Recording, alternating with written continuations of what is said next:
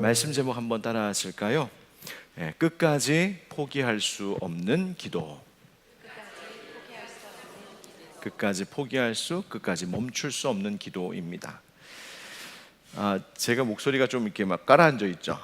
제가 조금 피곤합니다. 이유가 있습니다. 제가 오늘 아까 좀 전까지 1박 2일로 장신대 신대원생들 한 50명 정도와 함께 1박 2일 수련회를 하고 왔습니다.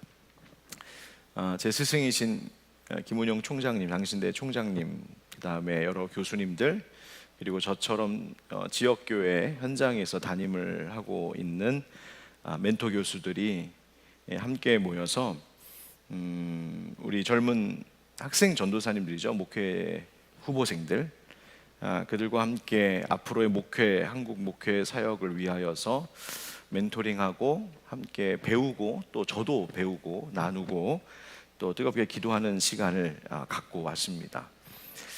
거기 모여 있었던 학생들은 그야말로 소위 MZ세대 전도사들입니다. 이제 MZ세대가 교육자로서 교회의 이제 중요한 역할들을 이제 감당해야 되는 시대가 왔습니다. 그러니까 이제는 MZ세대도 지났죠. MZ세대도 지나고 그 다음에 이제 알파 세대가 있습니다. 그러니까 저의 자녀들 같은 경우는 이제 MZ세대도 아니고 알파 세대예요. 알파. 이제 A, B, C, D 하다가 X, Y, Z까지 다 가고 이제 할 게 없어서 이제 알파로 넘어갔어요. 이제 그런 시대가 그렇게 빨리 지금 시대가 변하고 있는데, 바로 그 MZ세대 전도사님들이 바로 한국 교회의 미래를 이제 담당하게 될 바로 사역자들, 목회자들인데요. 많이 얘기 나누었던 화두는 역시 무엇이었냐면 참 어려운 목회 현실과 앞으로 더 어렵게만 보이는 교회의 미래에 대한 이야기를 나눌 수밖에 없었습니다. 뭐가 그렇게 어렵고 불안하냐? 갈수록 탈종교화가 심각해지고 있기 때문이에요. 기독교뿐만이 아니라 이제는 사람들이 종교? 신앙? 그게 뭐가 필요 있어? 아무 소용없더만. 그래서 이제 종교에서 벗어납니다. 종교를 버립니다. 그러니까 종교 생활 그런 거 하고 싶어 하지 않습니다. 또 저출산 시대, 인구가 급격하게 감소하고 있는데요. 좀 이따 우리 같이 기도도 하겠지만 얼마나 심각하냐면 올해 예상되는 출산율이 0.6%입니다. 0.6%라고 하는 것은 어느 정도를 얘기하는 거냐면 여러분, 남자와 여자 두 사람이 결혼하면 몇 명을 낳아야 유지가 될까요? 한 명이 아니라 두 명을 낳아야지 유지가 돼요. 그러니까 두 사람이 결혼을 해서 한 명을 낳으면 반으로 줄는 거잖아요. 근데 또 한 사람과 결혼해서 또 한 명을 낳으면 그러니까 두 세대만 거치면 4분의 1로 준다는 얘기예요. 1%라는 얘기는 두 사람이 한 사람 낳는다는 얘기예요. 그러니까 지금 올해 0.6%라니까요. 그러니까 전 세계에서 이런 출산율을 보인 역사가 없었다잖아요. 그러니까 인구가 급격히 이제 감소할 것은 뭐 불보듯 뻔하고요. 인구가 줄면 교회는 부흥할까요? 수적으로? 아니요. 그거는 그 이상한 생각이에요. 인구가 주는데 교회는 늘어? 아니, 그런 일은 없어요. 그러니까 당연히 교회도, 그러니까 수적으로만 봤을 때 교회 교세도 점점 줄어들 것은 뻔한 미래입니다. 한 멘토 교수님이 강의 중에 이런 분석을 내놓으셨더라고요. 우리나라 기독교 인구수가 계속해서 감소되고 있고, 소위 이런 가나안 성도라는 말 많이 들어보셨죠? 나는 그리스도인이긴 한데 기독교에 있는데 교회는 안 나가. 그래서 가나안 성도라고 하는 그 가나안 성도 수도 계속 증가하고 있어요. 지금 현재 스코어가 어떨까? 이제 기독교 인구를 조사를 했는데 거기서 가나안 성도 빼고, 그러니까 가나안 성도 계속 늘고 있거든요. 예전에 10% 정도였는데 코로나 지나서 30%. 그러니까 가나안 성도 빼고, 이단 빼고, 정말 진실한 신앙을 지키며 교회를 사랑하고 바르게 정말 신앙생활 하려고 몸부림치는 성도들, 2022년도 통계에 보면 약 한 480만 명 정도에 불과할 것이다. 우리나라에. 예전에 막 뭐 1000만 성도, 예전에 뭐 천만 넘게 막 이야기하고 있었는데 이제는 480만 명대. 이 추세대로 계속하면 2050년쯤에는 우리나라에 정말 신실한 기독교인, 그리스도인 약 150만 명 정도. 여러분 고양시 지금 인구가 몇일까요? 지금 한 108만 이렇게 얘기하거든요. 그러니까 지금 기가 막힌 일이 이제 다가오고 있는 거죠. 여러분 이런 이야기를 들으면 정말로 암울하고요, 눈물이 납니다. 이러다가 지금 저 같은 목회자들이 이제 세상 떠나서 하나님 앞에 서면 주님께 뭐라고 보고 드리게 될지 엄청 혼날 것 같은 거예요. 너 뭐하다 왔냐? 되게 부끄럽고 고개를 못 들 것 같은 현실입니다. 그런 이야기를 쭉 하셨어요. 그런데 중요한 말씀을 끝에 하시더군요. 분명 목회적으로 교회적으로는 너무나 힘들 것이 자명하지만 그러나 오히려 희망이 있다는 거예요. 어떻게? 이유가 있답니다. 정말 어려울 거고 목회도 정말 어려울 거고 또 교회도 이제 앞으로 계속 진짜 어려워질 텐데 어느 정도로 어려워질 거냐면 여러분 유럽 교회, 영국 교회, 우리 한국 교회가 그렇게 될지 몰라 그렇게 얘기하잖아요. 그분 말씀하시기를 그거 순진한 생각이라는 거예요. 그래도 영국 교회, 유럽 교회는요 사회의 모든 것의 기본이 크리스찬 마인드예요. 기독교 사회예요. 근데 한국은 아니거든요. 그러니까 그 말은 더 어려워질 거라는 거예요. 유럽보다도. 그러나 희망이 있대요. 왜? 진짜 교회가 오고 있기 때문이다. 그렇게 말씀하시더군요. 진짜 교회가 온다. 무슨 말이냐면 여러분 본래 기독교는요 이 세상에서 비주류에 속한 집단입니다. 본래 하나님이 주님께서 세우신 기독교 교회는요 한 번도 교회 역사상 교회가 건강하고 교회가 정말 바르게 서 있을 때 교회는 한 번도 세상에서 주류인 적이 없습니다. 교회는 늘 비주류였고요, 늘 교회는 고난당했고요, 교회는 조롱당했고요, 교회는 가난했고요, 교회는 욕을 먹었고요, 교회는 핍박당했어요. 그때 교회는 건강하고 살아있는 교회였습니다. 지금까지 한국 교회는요 한국의 경제 성장과 더불어 교회도 덩달아 성장하면서 교회가 되게 괜찮은 줄 착각하고 있었어요. 인구가 느니까 당연히 교회도 늘고요, 경제가 부흥하고 성장하니까 당연히 교회에도 돈이 모이면서 교회가 부자 교회들이 되고요. 그러면서 와 우리 교회가 한국 교회가 정말 축복받았다. 물론 하나님이 복 주시고 은혜 주셔서 교회를 든든하게 하셨죠. 그러나 거기에 그 환상 속에 빠져가지고 교회가 지금 어떤 꼴인지, 한국교회와 한국교회의 성도들이 지금 어떤 모양으로 신앙생활하고 있는지 엄청난 착각 속에 빠져 살고 있었어요. 세상에서도 기독교인들이 그리고 기독교 교회가 주류 역할을 하려고 했어요. 정치적으로 영향을 막 미치고 세상을 휘둘러 보려고 하고요. 여러분 주님께서 정말 세우신 교회, 주님께서 바라시는 교회의 모습은 뭘까? 그 강의를 쭉 저도 함께 들으면서 생각을 많이 하게 되었어요. 정말 어려운 시대가 올 거다. 그러나 이제 앞으로 진짜 교회, 정말 하나님께서 기뻐하실 성도들, 정말 하나님만 사랑하고 교회를 사랑하고 복음을 붙들고 정말 교회를 끝까지 목숨 걸고 지켜낼 그런 신실한 진실한 그리스도인들의 교회만이 남게 되는 시대가 도래하고 있다는 것이죠. 그 말은 주님 다시 오실 날도 멀지 않았음을 이야기합니다. 알곡과 쭉정이가 분명히 구별될 날이 곧 다가오고 있다는 것이죠. 코로나 시대를 겪으면서 한국교회가 어땠는지 아십니까?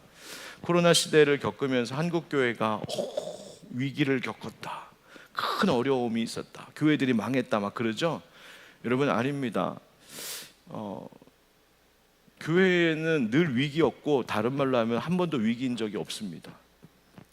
모든 시대마다 하나님께서 하나님의 일을 하셨거든요. 교회를 지키셨거든요. 오히려 코로나 시대를 겪으면서 모든 목사님들이, 이거 목사님들끼리만 하는 얘기니까 제가 살짝 합니다만, 진짜와 가짜가 구별되었다는 거예요. 아, 이제 진짜만 남는구나. 진짜가 모이는구나. 그래서 너무 어려운 목회적인 교회의 미래 현실이겠지만 오히려 진짜 교회가 다가오는 이 시대이기 때문에 오히려 진짜 목회자들이 필요하다. 정말 그런 바른 목회자들이 준비되어야 될 때가 드디어 왔다. 그리고 그런 이들에게 희망과 소망이 있다. 그 이야기를 나누었어요. 그래서 그런 기도의 제목으로 함께 기도했습니다. 하나님께서 정말 이 한국교회를 버리지 마시기를, 한국교회가 더 진실해지기를, 그리고 더 그리스도인다운 그리스도인, 목회자다운 목회자, 교회다운 교회, 정말 그런 교회와 그런 공동체를 이끌어갈 젊은 준비된 목회자들이 준비되어야 되고 배출돼야 되고, 우리 교회는 그런 사람들을, 그런 지도자들을 키워내야 하고, 하나님 그런 우리 교회와 그런 신학교가 되게 해달라고 정말 어젯밤에 부르짖으면서 함께 기도했습니다.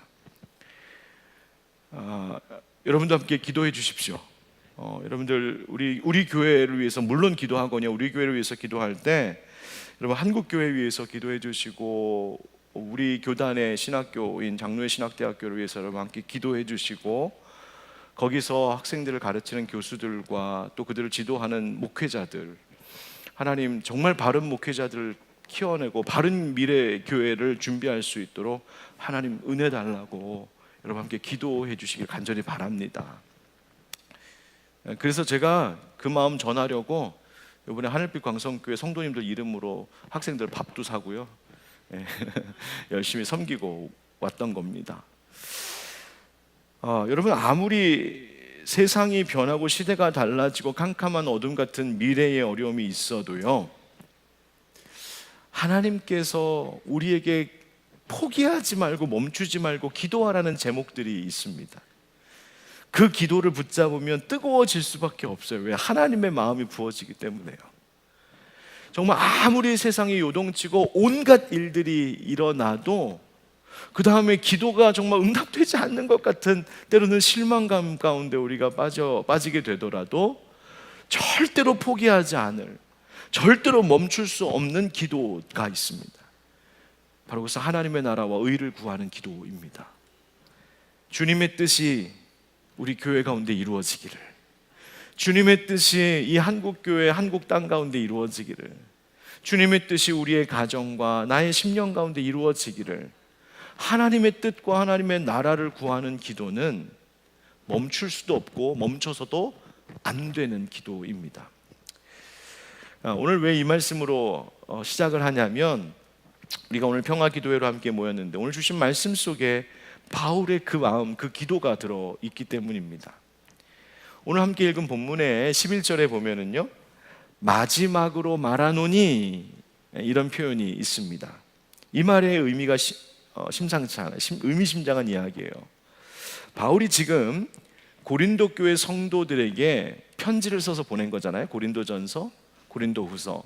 그리고 신학자들은 고린도전서와 고린도후서에 두 번째 바울의 눈물의 편지가 하나 더 있다고 보거든요. 한 번 더 있었다. 성경을 읽어보면 한 번 그 중간에 또 한 번 편지를 보낸 게 있었네. 지금 남아있지는 않지만 그것을 알 수 있어요. 그러니까 고린도 성도들에게 마음을 다하여서 이 바울이 몇 차례에 걸쳐 긴 편지를 지금 써보낸 거예요. 그런데 그 편지를 쭉 쓰고는 마지막 그 편지의 끝에 이제 끝을 마무리하게 되는데, 이 말을 빼놓을 수 없었던, 내가 마지막으로 이 말은 꼭 해야겠다, 모든 편지의 마지막 이야기 이거다 라고 했던 그 고백이 오늘 바로 함께 읽었었던 이 본문 고린도후서 13장 11절부터 13절 말씀입니다. 그래서 바울은 내가 마지막으로 말하노니 이렇게 이야기하고 있습니다. 그만큼 중요한 것이고 그만큼 명심해야 할 말씀이라는 거예요. 그러면 앞에서 바울은 고린도 교회에 어떤 내용의 편지를 보냈는지 한번 생각해 볼 필요가 있겠죠. 어떤 내용이었냐면, 그것은 고린도 교회가 지금 처해 있는 여러 영적 또 현실의 문제들, 그리고 그것에 대한 고린도 성도들의 질문에 대한 답변, 그리고 바울이 보고받았던 그 교회의 여러 가지 문제점들에 대하여 바울이 목회자로서 가르치고 때로는 책망하고 그리고 설득하면서 답을 주고 있는 내용들이 바로 고린도 전후서의 편지입니다. 여러분, 고린도 교회가 어떤 문제가 있었는 교회였는가, 이제 그걸 알아야 이제 이해가 되겠죠.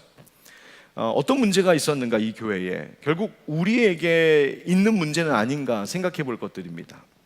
고린도 교회에 제일 먼저 드러나는 문제는 분열의 아픔이었어요.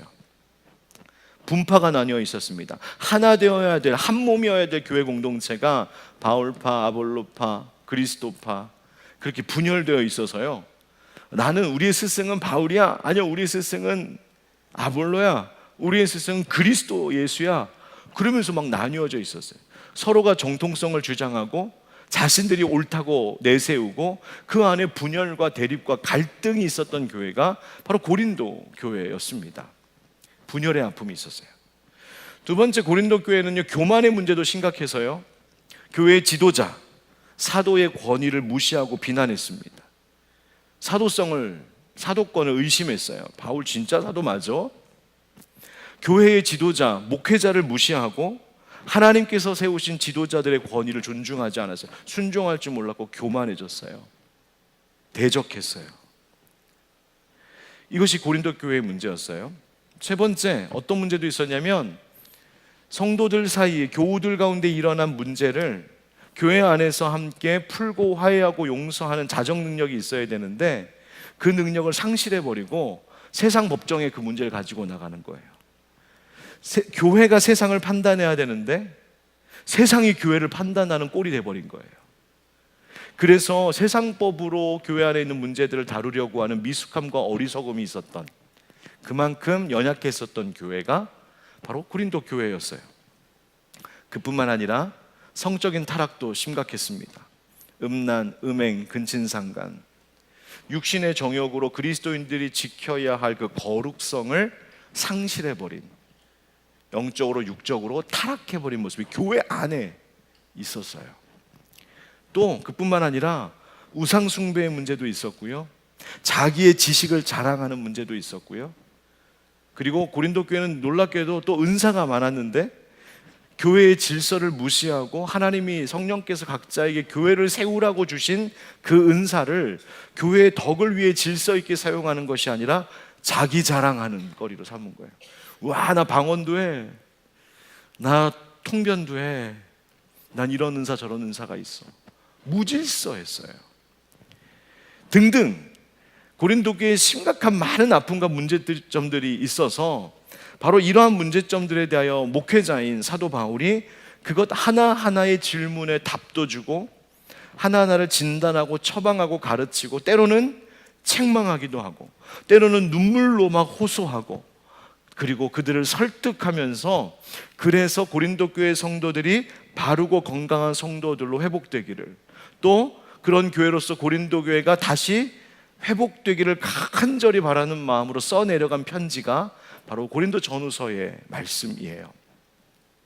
그런데 그 많은 아픔과 눈물 끝에 어쩌면 교회가 앞으로 어떻게 될까 싶은 그 염려와 어쩌면 목회자로서 불안한 그 마음이 가득일지 모르는 그 편지의 끝에 마지막으로 말하노니 라고 하면서 이것이 진짜 그런데 중요해 라고 말한 본문이 그 말씀, 바로 오늘 이야기입니다. 여러분, 이 끝자락에서 바울이 말한 것, 말해야만 했던 것, 다시 말하면 끝까지 포기할 수 없었고 멈출 수 없는 가르침이요, 그것은 결국 바울의 멈출 수 없는 기도의 제목이었는데 그것이 무엇이었을까? 바로 오늘 본문 우리 한번 다시 한 번만 읽어보겠습니다. 지금 말씀드린 것을 이해를 갖고 고린도후서 오늘 본문 13장 11절부터 14절 한 번만 더 읽어보겠습니다. 한 목소리로 시작. 마지막으로 말하노니 형제들아 기뻐하라, 온전하게 되며 위로를 받으며 마음을 같이하며 평안할지어다. 또 사랑과 평강의 하나님이 너희와 함께 계시리라. 거룩하게 입맞춤으로 서로 무난하라. 모든 성도가 너희에게 무난하느니라. 주 예수 그리스도의 은혜와 하나님의 사랑과 성령의 교통하심이 너희 무리와 함께 있을지어다. 아멘. 바로 이 말씀을 오늘 우리 시대의 교회, 또 참 어렵다고 말하는 한국 교회의 미래를 예측하며, 또 지금 우리가 처해 있는 대한민국의 사회와 현실, 또 온 세계 가운데 있는 이런 문제들을 함께 염두하면서 이 말씀을 숙고해 보면 몇 가지 우리도 멈추지 말아야 될, 포기하지 말아야 할 기도 제목이 있음을 깨닫게 됩니다. 그것을 발견하게 돼요. 오늘 그것을 세 가지 기도 제목을 우리가 붙잡고 오늘 함께 기도하려고 합니다. 첫 번째 한번 따라하겠습니다. 다 같이 한번 읽어볼까요? 시작. 흠이 많은 우리를 돌아보게 하소서. 우리의 기도 제목입니다. 먼저 우리를 돌아보게 해주십시오. 여러분, 방금 읽었었던 본문 말씀에 바울이 외쳤던 것을, 그 명령만 쭉 나열해 보면 이런 말이에요. 기뻐하라, 온전하라, 위로를 받으라, 마음을 같이하라, 평안하라, 거룩한 입맞춤으로 서로 무난하라. 이렇게 쭉 급한 듯이 급한 마음으로 나열하고 있어요, 바울이. 여러분, 왜 이렇게 말했을까요? 왜 기뻐하라, 왜 온전하라, 왜 위로를 받으라, 그 말을 하고 있을까요? 도대체 어떤 가능성이 있기에 바울이 이것을 연속해서 나열하듯 말하고 있을까? 이유가 있습니다. 왜? 이와 같지 않은 교회의 모습, 이와 같지 않은 우리의 모습이 있을 수 있기 때문이었습니다. 적어도 얼마든지 그렇게 되어버릴 수 있는 잠재된 위험성, 세상의 유혹과 공격이 있었기 때문이에요. 뭡니까? 기뻐하라 라고 외친 이유가 뭐겠어요? 기쁨과 감사를 잃고 사는 너희들의 모습이 있는지 돌아보라는 이야기죠. 온전하라, 이 말은 무슨 말입니까? 이 말은 어떤 것을 정돈하라, 질서 있게 하라, 이런 말인데요. 온전하라, 왜 이야기했을까요? 너희들 가운데 결핍이 있지 않니? 너희들 가운데 무질서함이 있지 않니? 너희들 안에 깨짐이 있지 않니? 진리와 진실은 멀리하고 온갖 거짓과 가짜들과 모든 것들 거짓으로 오도하고 있는 어떠한 것에 너희들 휩쓸려 다니고 있지 않니? 다시 온전해야 돼. 위로를 받으라. 여러분, 그 말 왜 했을까요? 상처와 아픔을 주는 일들이 있고, 상처와 아픔을 주고도 그들을, 상처받은 자들을 돌보지 않고 무관심하고 방치해두고 외면하고 있는 바로 그런 모습이 있으니 바울은 이 마지막으로 내가 말한다. 위로를 받으라, 위로를 받으라. 마음을 같이 하라, 동의하라, 그런 말이거든요. 한 마음 되라. 여러분, 왜 이 말 하겠어요? 마음이 하나 되어지지 못한 모습들이 있기 때문이죠.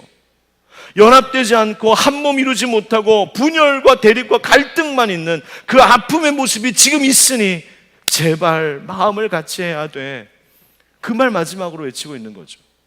평안하라, 이 말 왜 하겠어요? 성도들이 신앙생활 한다고 하면서도 그 마음속에 평화를 잃고 불안과 염려, 근심 속에 늘 짓눌려 살고 있는 그 모습들이 있으니까 평안하라 말하는 거예요. 입맞춤으로 서로 무난하라. 여러분, 이 말은 왜 하는 겁니까? 서로 돌볼 줄 모르고, 서로 끌어안아 줄 줄 모르고, 그저 나 개인의 분주하고 바쁜 생활에만 빠져 있어서 누군가 돌아볼 줄 모르고, 안부 물을 줄 모르고, 포용할 줄 모르고, 늘 배척하고, 나랑 조금만 다르면 틀렸다고 지적하고 정죄하고 미워하고 저주하고. 결국 바울이 지금 기뻐하십시오, 온전하십시오, 위로를 받으십시오, 마음을 같이 하십시오, 평안하십시오, 서로 무난하십시오. 바울이 고린도 교회 성도를 향해 또 우리를 향하여서 이렇게 권면하고 있는 이유는 결국 그렇지 못한 우리의 모습들이 있기 때문이요.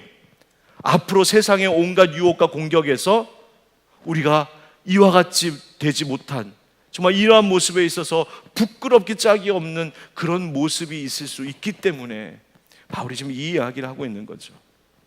결국 우리가 뭘 위해 기도해야 된다는 겁니까? 먼저 세상이 어떻고 우리나라 사회가 어떻고 심지어 다른 교회가 어떻고 그거 이야기하기 전에 지금 이 명령과 이 권면 앞에 부끄러운 우리들의 모습은 없는지, 나의 흠과 허물은 없는지, 나의 결핍과 나의 깨짐은 없는지 그거 먼저 돌아보라는 이야기예요. 그래서 기도해야 됩니다. 하나님, 내 눈에 있는 들보를 먼저 보게 해주십시오. 하나님, 내가 세상이 어떻고 한국교회가 어떻고 뭐 누가 어떻고 그런 거 이야기하기 전에 하나님 지금 내 안에, 우리 교회 안에 하나님 앞에 부끄러운 모습이 없는지 먼저 돌아보게 하시고 성령 깨닫게 해주시고 하나님 그거 회개하고 돌이키게 해주십시오. 그래야 우리로부터 평화가 시작될 줄 믿습니다. 여러분, 그 기도하라는 거예요. 두 번째 기도의 제목이 있습니다. 같이 읽읍시다. 시작. 절망 속에서도 소망을 잃지 않게 하소서. 이것이 두 번째 기도 제목이에요. 여러분, 바울이 지금 왜 이런 권면을 했을까요? 왜 이런 명령을 하고 있을까요? 왜 기도하고 있을까요? 물론 지금 바울의 편지를 받아든 이 고린도 교회에 문제가 있고 바울이 몇 차례에 걸쳐서 편지를 보내며 목양을 한 것이죠. 돌봤던 것이죠. 그러나 물론 그것 때문에 많이 해결되고 나아졌다는 이야기도 중간에 듣긴 하지만 여전히 그러나 아픔과 어려움이 있는 그런 고린도 교회이지만 바울은 알았어요. 주님이 이 교회를 절대로 포기하지 않으신다는 사실을.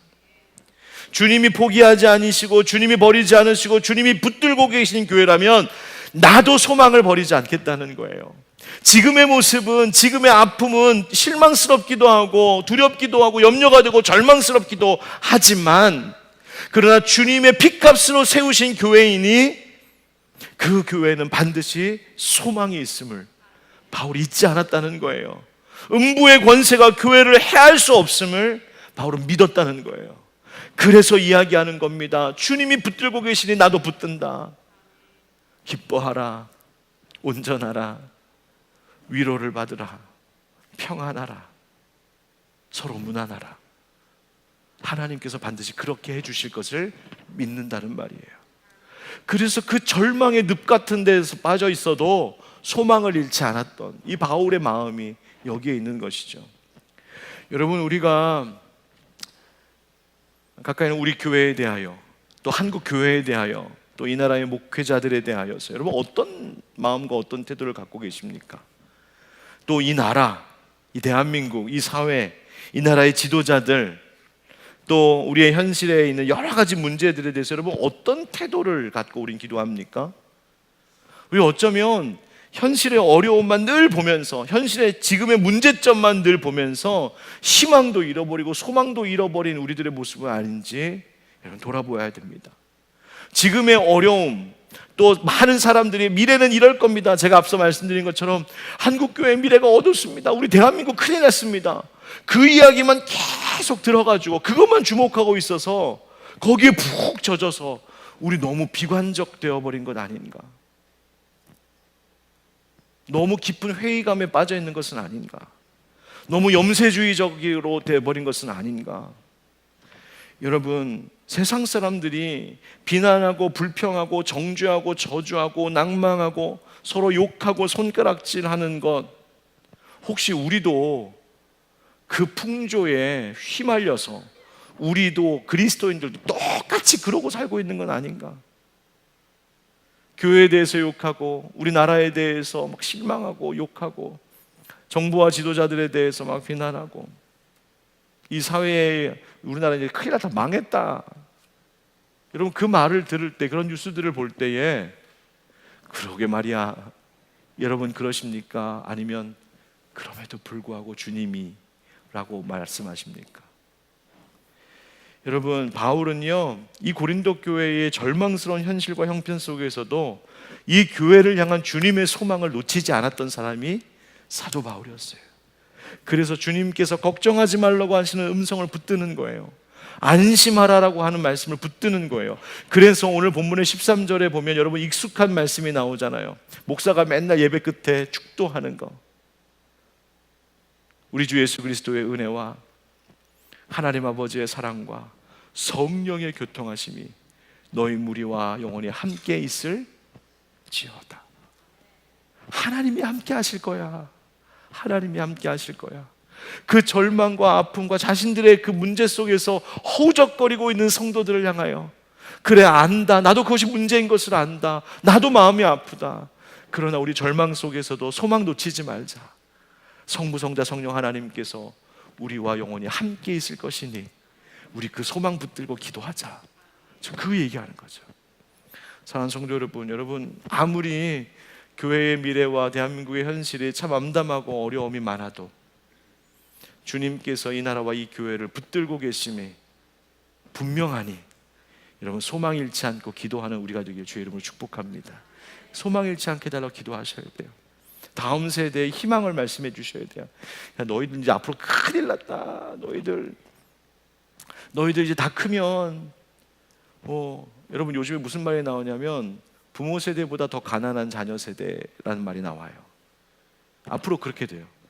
여러분 우리 지금 대한민국은 지금까지 부모보다 자녀 세대가 점점 더 잘 사는 나라였잖아요. 그렇죠? 그러니까 한국 전쟁 때 그 비참한 전쟁터에서 우리 부모, 우리 조부모 세대들이 정말 피땀 흘려 이 나라를 일구어서 점점 갈수록 잘 사는 나라가 됐잖아요. 근데 앞으로는 아니라는 거예요. 점점 더 가난해지는 나라가 될 수 있다는 거예요. 여러분 자식들이 나보다 못 사는 거, 나보다 힘들게 사는 거, 여러분 그거 보는 거 가슴 아프잖아요. 그거 안 보겠다고 애 안 낳기도 하잖아요.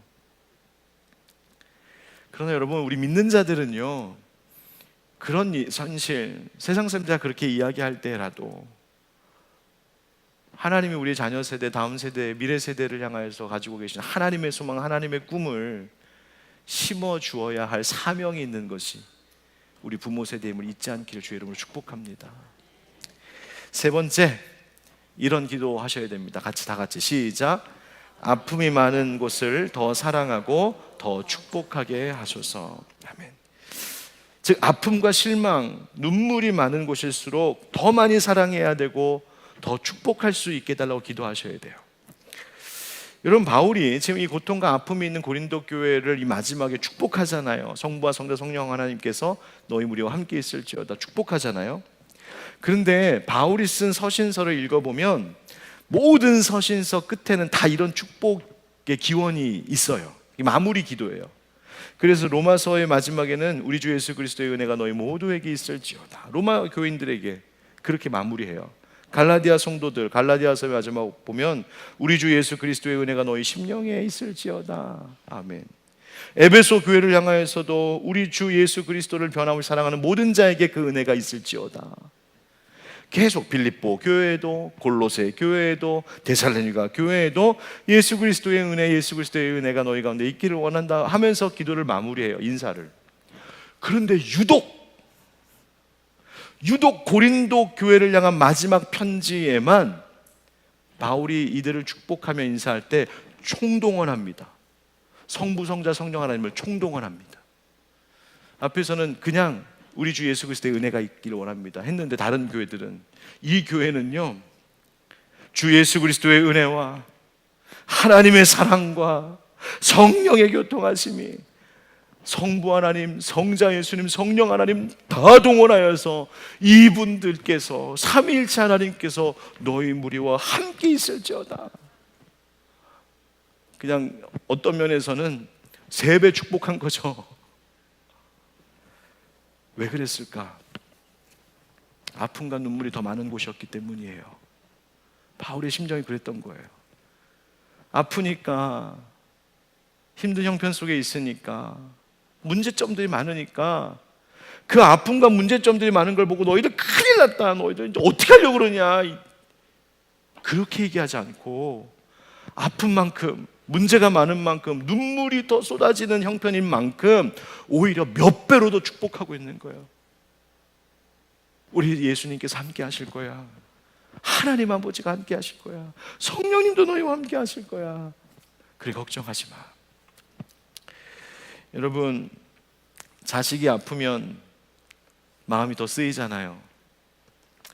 자식이 방황하고, 똑같은 자식들이 있는데 그 중에 방황하고 괴로워하고 막 아파하는 자녀가 하나 껴있으면 부모이지만 더 마음이 쓰여요. 더 안쓰럽고. 그 마음 아니었을까 싶어요. 여러분 우리 한국교회 또 이 대한민국 지금 문제가 너무 많고 아픔도 너무 많아요. 그런데 그래서 주님의 눈물도 더 많이 쏟아지고 있을 것 같고요. 그래서 더 주님이 보살피고 있으시리라 믿습니다. 여러분 그렇다면 우리도 그렇게 기도해야 되잖아요. 아픔이 많으니까 이젠 큰일 났다, 이젠 다 틀려먹었다, 이젠 소망 없다, 그럴 것이 아니라 오히려 문제와 아픔이 더 많으니까 더 사랑해줘야 되고 더 축복해줘야 돼요. 교회 안에서도 마찬가지입니다. 여러분, 요즘 우리 목사님이 문제가 좀 심각해, 여러분 느껴지시는 때가 오거든. 더 사랑해 주십시오. 더 축복해 주세요. 우리 교회 장로님들, 우리 교회 리더들, 우리 교회 일꾼들, 뭔가 좀 이상해 요즘에 좀, 그러면 왜 그런데 하고 손가락질 하지 마시고요, 더 사랑해 주시고 더 축복해 주시고 더 기도해 주셔야 돼요. 그게 하나님의 방법이에요. 여러분, 우리나라를 향해서도 그러시길 원합니다. 여러분, 대한민국 요즘 꼴이요, 마음이 아프잖아요. 이런저런 이루 말로 다 할 수 없는 어려움들이 있고요. 우리 교단의 문제도 심각하고요. 이런 문제들이 있을 때 하고 싶은 말 해야 돼. 정말 이렇게 쏟아놓고 싶은 내 마음에 그런 부정적인 말들이 있겠지만요, 잠잠케 하시고 오히려 그런 문제가 있으니 더 여러분의 기도의 제목으로 삼으시고, 아픔이 있으니 더 위에 기도하십시오. 특별히 여기서 한 20여 킬로만 달려가면 만나는 북한의 주민들, 저 북한 땅, 맨날 풍선 띄워보내고 미사일 쏘아 올리고, 왜 그럴까 속상하잖아요. 하나님이 풍선의 개수만큼 더 기도하라는 것 같아요. 미사일 쏘아 올렸다는 소식 들을 때마다 너 북한 위해서 기도하고 있니? 하나님 물어보시는 것 같아요. 여러분, 이 땅에 이 전쟁의 상처, 또 이념의 갈등, 또 양극화되고 있는 현상들, 수많은 문제들을 볼 때마다 그냥 한숨만 짓지 마시고요, 한숨이 변하여 내 기도와 내 노래가 되게 하시는 그 하나님의 역사를 여러분들 기대하며 이 나라와 이 교회를 위해서 기도하는 우리가 되길 주의 이름으로 축복합니다.